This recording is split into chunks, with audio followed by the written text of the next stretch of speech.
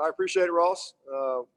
Just ready to roll, man. Working Man Wednesday behind us, and excited about this weekend, and proud of the guys and the effort they put in here these first few days. Got a lot to do here in the next couple of days, but it's been a good week to this point.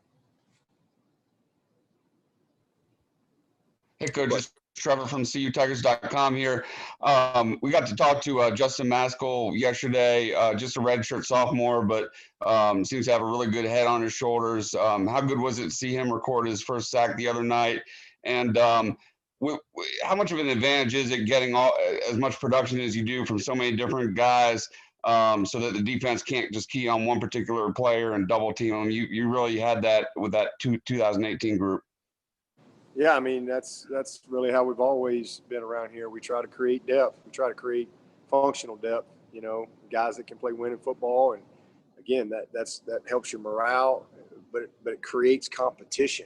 And competition helps you keep the edge that you need in every area, practice, academics, meetings, you name it. And so, we've always had that philosophy here. And we want to recruit good players, get them ready to play. They deserve to play. Let them go in there and play. Booth wasn't a starter last week. He got ACC Player of the Week. I don't care who runs out there between him and Sheridan. It don't really matter to me. They're going to both play a lot, and they're both good players. And same thing at end right now. Mascoll and KJ and Miles kind of separated a little bit. Those three guys and. They're all going to play a lot, so that won't be his last sack. But they're young. We're really young, really inexperienced. I mean, if you'd have told me that, back in the spring we weren't going to have Justin Foster or Xavier Thomas, our two most experienced guys, I wouldn't have believed it. And so, KJ got some experience last year, but he's still just a sophomore. Same with Mascoll, and then Miles is a true freshman, and then Reagan, he's getting his first opportunity to play. Greg's a redshirt freshman, so it's a talented group, but gaining experience, and so every time they can get in there, it's a plus. Dabo, this is Larry Williams. You just mentioned the youth at defensive end. Given how much of the read game they feature in their offense, how much of a test is this for your young defensive ends? Oh, it's a big test. I mean, first of all, they're good up front, but you're playing a three-phase quarterback. I mean, he's beat you with his mind, legs, and arm, and it creates a lot of pressure. So, it's a big test for them. But again, they practice against a lot of the similar things every day, and they they're not outside of Miles. They're not true freshmen. So they've made good progress, but it's still. From a game experience, it's still a work in progress there, but that'll definitely be a big challenge for us this week. Containing the quarterback. I mean, he's a guy that if you're up the field on him and you don't understand where he is within the pocket, he's up and out the back door quickly. So there's a lot of things going on at end, and we got to do a good job with it. Coach, it's Trevor again.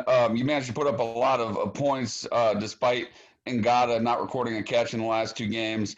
How much more dangerous will this offense be once you get him really into the full swing of things?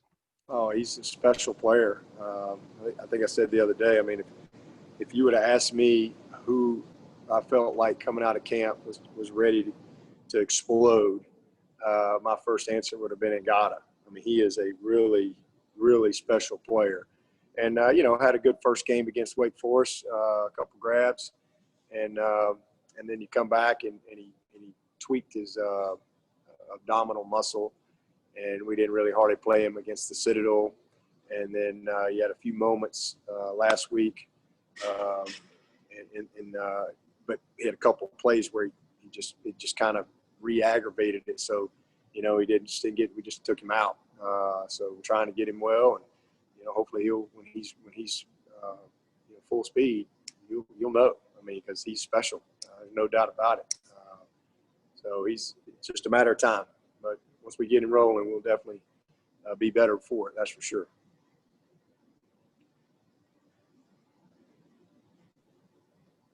Hey, Coach, you've talked about being pleased with special teams so far. This is Chris Hall with Clemson SI. Talk about how important that is in a game like this with Miami that can come down to a kick at the end or just field position. Talk about how big that is to have so much confidence in your special teams in a game that can come down to a kick at the end. Yeah, it's huge. I mean, we feel like that's as good a phase right now as anything we're doing offensively and defensively. So I'm really proud of those guys. But, we got confidence in our kicker. And, he's a guy that can knock it through from 55 easy. And, so that gives you a weapon there. That's points. Really confident in our punter and just, how he's performed and his consistency.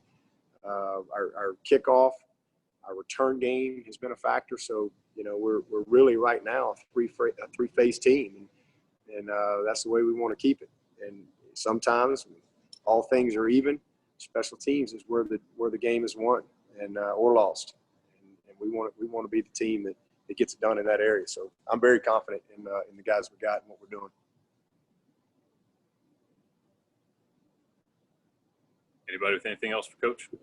Dabo, this is Larry again. How much does 53 McCloud jump out on film, and how important is it, I guess, particularly maybe with your outside running game to account for him and your linemen to sort of get up and block him? Yeah, I mean, they're good. The backers are excellent. They're big, strong guys that can run, and physical. But it's going to start up front. Handling that front four. That's for sure. We got that's a load up there, but they do a great job. So the backers a lot of times have room to run and go make plays. But we gotta make sure we have great communication, get everybody targeted properly, and get a hat on a hat. If we get a hat on a hat, then we have a chance to be successful. And making sure we're taking the proper footwork, the right type of angles, understanding the play design, and then also manipulating those guys. Trying to not let them just get their cleats in the ground and play. So they're a really good group from top to bottom over there. Hey, Dabo, this is Will. I was just curious. I know a few weeks back you guys were talking about how you were going to handle the election and stuff like that, and now the NCAA is going to, giving the players that day off on election day. So how are you going to work that into your practice once that week comes up? And, is it going to change anything, or will y'all guys – how y'all handle that? That's what I'm asking. Well, it's going to have to change things. So I'm not really worried about it right now, to be honest with you, but it's going to have to change things because Tuesday's a huge practice day for us. But, I didn't really understand the day off thing, but, most all of our guys are going to have already been voted, and there'll be a few who will go vote here. But, certainly always have time to go get that done. But that's what they passed, so that's going to definitely change things for everybody. It's not just for us, though. It's going to be for everybody. So, we'll have to – our normal off day is Sunday.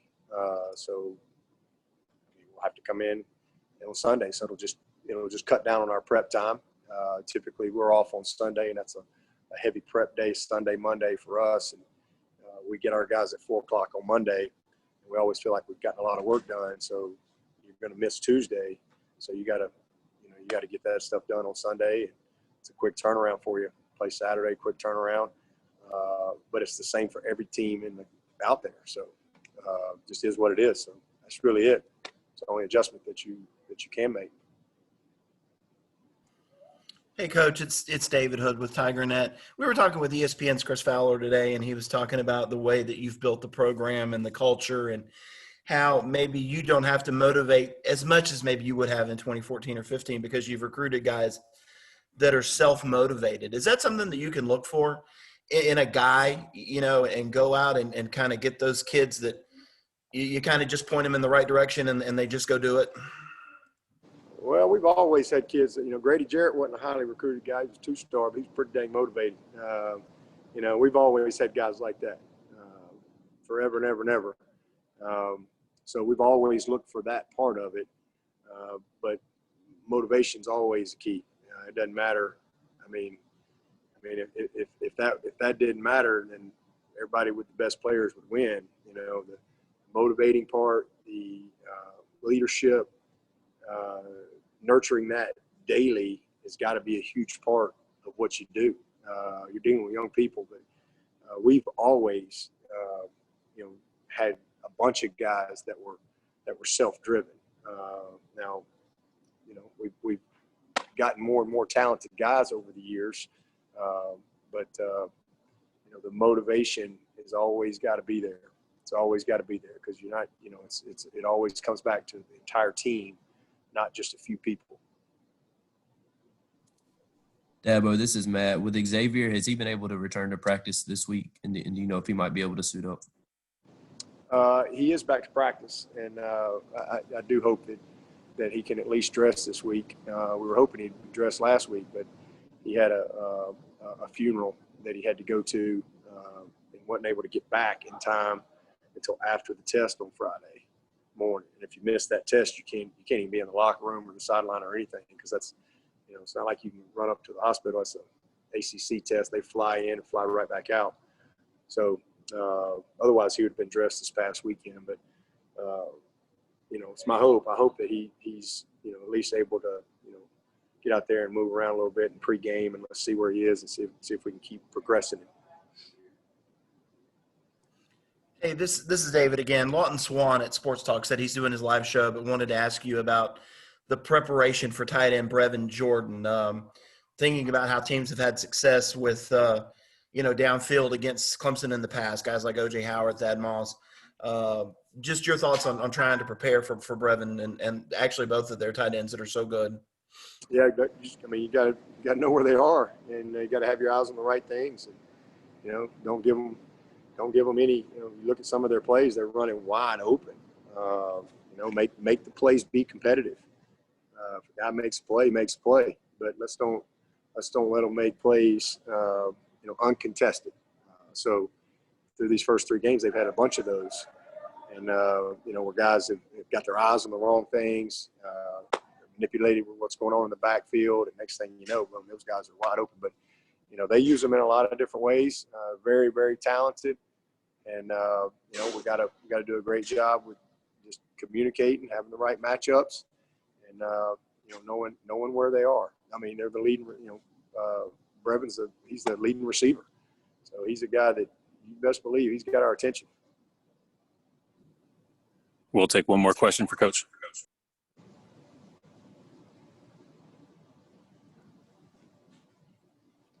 I'll ask the final one. Go ahead. You sure? Yeah. We'll take two. How about that? Okay. Coach Trevor again. If I could just take you down memory lane, the last time Miami came in as a top 15 team to Death Valley was 2005. I was a young Clemson grad in the stands at the time, and I just remember how loud it was when Charles Bennett made that sack on third down. Just curious, it was your third year on the staff. What do you remember about that game? And was that one of the more special environments you've been a part of? I remember putting true freshman Tyler Grisham into the game, and we're throwing him the ball in overtime. That's what I remember. And, that was a heck of a game, crazy game. If I remember correctly, Curtis Bayham had like a ridiculous type of catch to go into another – where we have three overtimes, I think. Yep, three. And I think we missed Chancey Stuckey to win it in the back of the end zone. Don't tell Charlie Whitehurst I said that. I think that was right. If I'm not mistaken. Bringing back nightmares all over again. But now Chancey's back here on the staff, and of course Grisham's coaching the wideouts. But I remember that I'm looking out there going, we're fixing to throw the ball to this true freshman right here, and in triple overtime. But he was a baller. That was an unbelievable game. A shame anybody had to lose it. Obviously, we came out on the short end, but hard-fought game for sure. Yeah, and I was actually going to ask about that game down in Miami where Jacoby Ford, you guys basically drew a play up in the dirt. Literally. And here you are starting your head coaching career and so much on the line at Miami. What was going through your mind there? They're kind of late in that game. I can remember watching you on the headsets and then that particular play and how it kind of sparked everything. Well, late in the game, I was praying that when they scored that they'd kick it to Spiller. And that was my first hope. And they did. And he takes it back. You know, I saw Randy Shannon later on somewhere years down the road, and he's still mad about that because he told the guy don't kick it to Spiller, and he kicks it to Spiller. So we get back in that thing, but sure enough, we go into overtime. But later, early in the fourth quarter, they had played our play, and we'd actually run it a couple times. And just talking with Jacoby on the sideline, and he was just, you know, I'm always asking what they're seeing and this and that, and he was just talking about, felt like the safety was really anticipating, and felt like because we'd run it twice, he felt like he could stick into the corner and we could beat him across his face. And so just kind of called everybody up. And I said, okay, if we get another long yard situation, 3rd and 10 or whatever, here's what we're going to do. We're going to run the same play, but I'm going to put an alert on it. And Jacoby's going to break off the leverage of the safety. If the safety, because, you know, there's no telling what, you know, they might have been one safety. If they're one safety, automatic corner. If they give us a 2 safety look and his leverage is a little outside, we're going to break inside. If he's a little inside, we're going to break outside. And so sure enough, we get the 3rd and 10 there in overtime. I've been 3rd and 11 or something, but we get overtime and we run it. And, you know, everybody's doing the same thing, but it was really just Jacoby and Kyle Parker. And, man, you know, of course, Kyle, he's like, yeah, sounds good to me. You know, I mean, that's just kind of how he was. And, man, he threw an absolute rope. I mean, just over that linebacker's, you know, head. And as soon as I saw the look and I saw Jacoby stick his foot in the ground, I was like, we're going to win this thing. And it's just a matter of completing it. And it was a beautiful pass.